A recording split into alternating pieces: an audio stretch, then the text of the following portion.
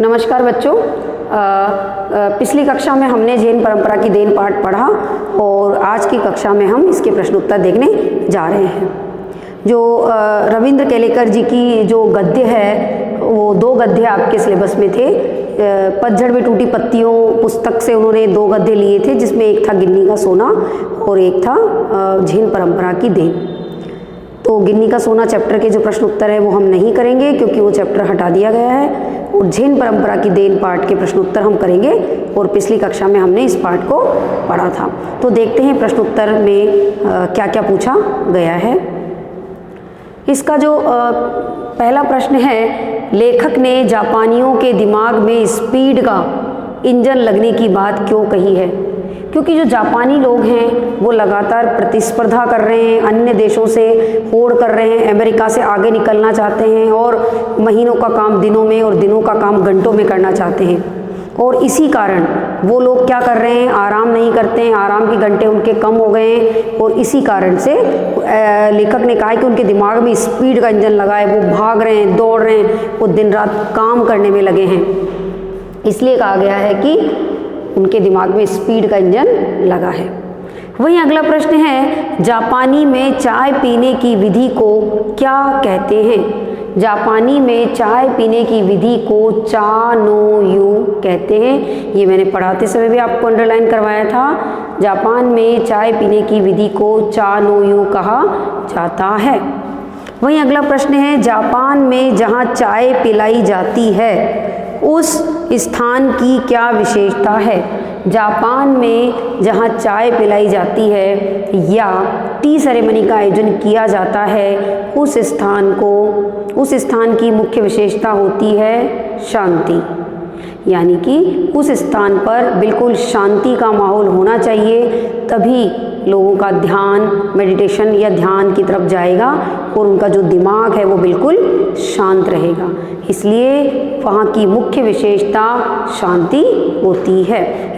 इसीलिए वहाँ 3 से ज़्यादा लोगों को प्रवेश भी नहीं दिया जाता। तो वहाँ की मुख्य विशेषता हुई शांति का माहौल।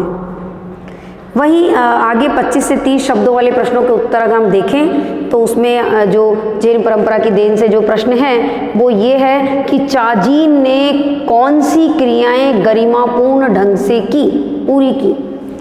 चाजीन की सारी क्रियाएं ही गरिमापूर्ण ढंग से थी। उसने मेहमानों का स्वागत किया, कमर झुका के उन्हें प्रणाम किया, बैठने की जगह दिखाई और तरीके और सलीके से अंगीठी सुलगाई, उस पर चायदानी रखी और बगल के कमरों से कुछ बर्तन ले आया और वो बर्तन तौलिए से बिल्कुल धीमे धीमे तरीके से साफ करने लगा। और उसकी ये जो सारी क्रियाएं थीं वो सभी मेहमानों के स्वागत के लिए गरिमापूर्ण थीं, सम्माननीय थीं। तो ये सारी क्रियाएं जो उसने की थी वो सारी हमें प्रश्न के उत्तर में लिखनी है कि उसने क्या क्या किया था। उसने बर्तन साफ किए, अंगीठी सुलगाई, तरीके से अंगीठी पर चायदानी रखी और बिल्कुल धीमे स्वर में, बिल्कुल आवाज़ ना करते हुए तरीके और सलीके से बर्तनों को तौलिए से साफ किया, मेहमानों का स्वागत किया। ये सारी चीज़ सीक्वेंस वाइज हमको प्रश्न के उत्तर में तरीके से लिखनी है। तो फिर लास्ट में लिखेंगे कि चाजीन की ये सारी क्रियाएं मेहमानों के स्वागत में गरिमापूर्ण थी। वहीं अगला प्रश्न है, टी सेरेमनी में कितने आदमियों को प्रवेश दिया जाता था और क्यों?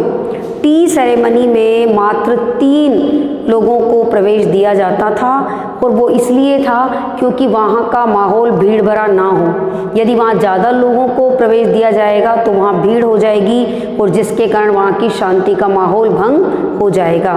तो शांति बनाए रखने के लिए वहाँ पर केवल 3 लोगों को ही प्रवेश दिया जाता था।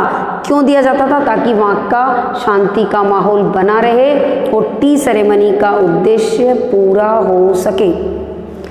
वहीं अगला प्रश्न है, चाय पीने के बाद लेखक ने स्वयं में क्या परिवर्तन महसूस किया? लेखक ने चाय पीने की विधि के दौरान महसूस किया कि उसका दिमाग बिल्कुल शांत हो गया था। भूत और भविष्य की बातें उसके दिमाग से निकल गई थी और अब केवल वर्तमान उसके दिमाग में था जो कि चल रहा था, और दिमाग बिल्कुल शांत था, दिमाग को बिल्कुल आराम मिल रहा था। तो लेखक ने वास्तव में महसूस किया कि टी सेरेमनी के माध्यम से दिमाग को आराम दिया जा सकता है, और जापान को झेन की ये बहुत बड़ी परंपरा देन के रूप में मिली है ताकि वो मेडिटेशन कर सके, ध्यान कर सके। तो इस तरह से लेखक ने महसूस किया कि वो अब केवल वर्तमान में जी रहा है, दिमाग बिल्कुल शांत है, उसने अच्छा महसूस किया। वहीं 50 से 60 प्रश्नों में जो प्रश्न हैं वो अगला प्रश्न है, लेखक के मित्र ने मानसिक रोगों के क्या क्या कारण बताए, आप कहाँ तक सहमत हैं?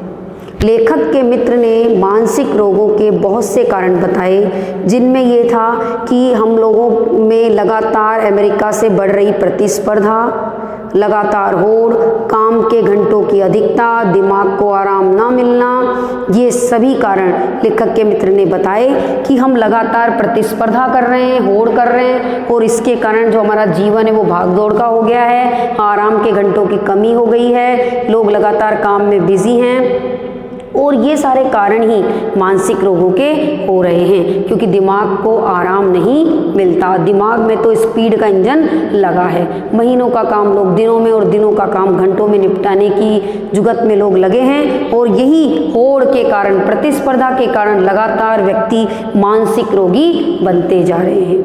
और फिर इसी में अगला प्रश्न कि क्या आप सहमत हैं? हाँ, लेखक के मित्र के विचारों से हम बिल्कुल सहमत हैं, क्योंकि लगातार व्यक्ति जब काम में लगा रहता है तो वो मानसिक रोगी बनेगा, क्योंकि काम के घंटों का तय होना बहुत निश्चित है। यदि रात आराम के लिए बनी है तो हमें नाइट ड्यूटी की जगह आराम करना चाहिए। हाँ, अगर नाइट ड्यूटी है तो दिन में आराम करना चाहिए। कुछ इस तरह का हो कि हमारे दिमाग को कुछ घंटों के लिए आराम जरूर मिले। जैसा कि कहा भी गया है कि 6 या 7 घंटे की नींद लेना बहुत आवश्यक होता है, तो वो इसलिए हम इस बात से बिल्कुल सहमत हैं कि मानसिक रोगों से यदि बचना है तो दिमाग को आराम देना ही होगा। और साथ ही जैसा कि हमारे धर्म गुरुओं ने, आचार्यों ने, ऋषि मुनियों ने बहुत प्रारंभ से ही भारत में ध्यान, योग और योगा, मेडिटेशन के बारे में बताया था, तो हमें भी यदि मानसिक रोगों से मुक्ति पानी है तो हमें भी ध्यान, योग और मेडिटेशन करना होगा।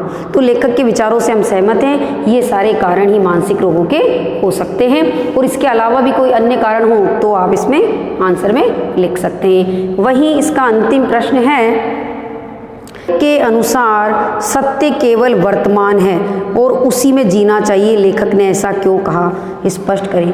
लेखक ने बिल्कुल सही कहा कि सत्य तो केवल वर्तमान है, और व्यक्ति क्या करता है, व्यक्ति का मस्तिष्क जिन उधेड़-बुन में लगा रहता है, सोच में लगा रहता है, यानी व्यक्ति जो होता है वो हमेशा भूतकाल और भविष्यकाल के बारे में सोचता रहता है। भूतकाल में की गई गलतियों के विषय में सोचता है और भविष्य के रंगीन सपने देखता है, जो कि दोनों ही गलत हैं, दोनों ही मिथ्या हैं। लेखक ने कहा है दोनों ही झूठ हैं। सत्य तो केवल वर्तमान है, क्योंकि अगर वर्तमान सही होगा तो भूत और भविष्य दोनों ही हमारे अच्छे हो जाएंगे। इसलिए व्यक्ति को केवल वर्तमान में जीना चाहिए, क्योंकि भूतकाल जो निकल चुका है उसमें तो हम सुधार कर ही नहीं सकते हैं, और भविष्य तभी अच्छा होगा जब हमारा वर्तमान अच्छा होगा।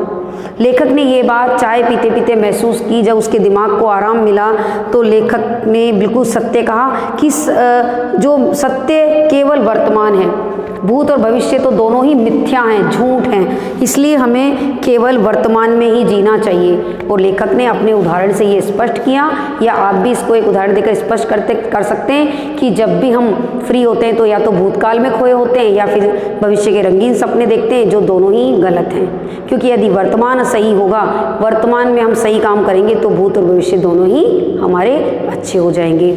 तो लेखक ने बिल्कुल सही कहा है, तो ये कहकर आप इसमें स्पष्ट करेंगे। आशा है बच्चों आपको सारे प्रश्नों के उत्तर आ गए होंगे और आपको ये पाठ अच्छा लगा होगा। तो आज के लिए इतना ही, धन्यवाद।